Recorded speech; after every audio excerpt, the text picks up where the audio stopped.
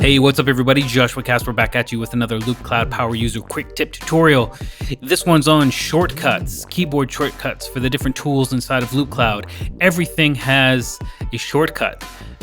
If I click right here, you can actually see undo, save sessions, load sessions, edit. If I come in here, everything in the edit has different shortcuts on my keyboard, and I use Premiere Pro primarily I use it like every day, and there are certain shortcuts in Premiere Pro that I'm just used to.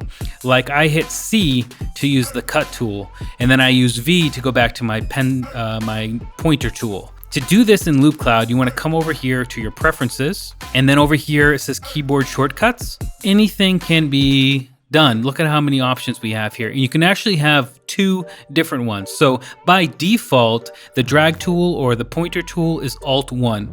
And once you know that, if you're not used to Premiere Pro, maybe that makes a lot of sense. Alt-1, Alt-2, Alt-3, just to go right along those line of tools. But for me, I use C and V all the time. So that's what I'm always doing on accident or just by second nature. So what I've done is just hit the plus button here and added it. So if I right click right here, I can actually remove this key mapping and right click and remove. So this is what you will see, for example. So if I want to add it, the drag tool is my pointer tool. Click the add button. Please press a key combination now. So I could do a combination or just one letter.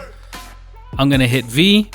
It says V. I'm going to hit OK. And now both of those will be used to go to my drag tool. Split tool or cut tool, as it's known in Premiere, is C. So I'm going to click right there again, hit C, hit OK, boom.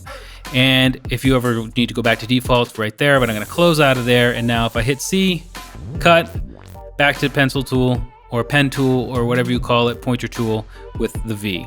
And of course, my Alt-2 and Alt-1 still work as well. So I just wanted to share that with you. If you're someone like me who are used to these sorts of editing tools and you have sort of the shortcuts baked in your brain and you don't want to have to know new shortcuts every time, you can easily update them inside of Loopcloud. Anyway, I'm Joshua Casper. Hope you learned something, and I'll see you in the next Loopcloud Power User tutorial. Peace. Hey.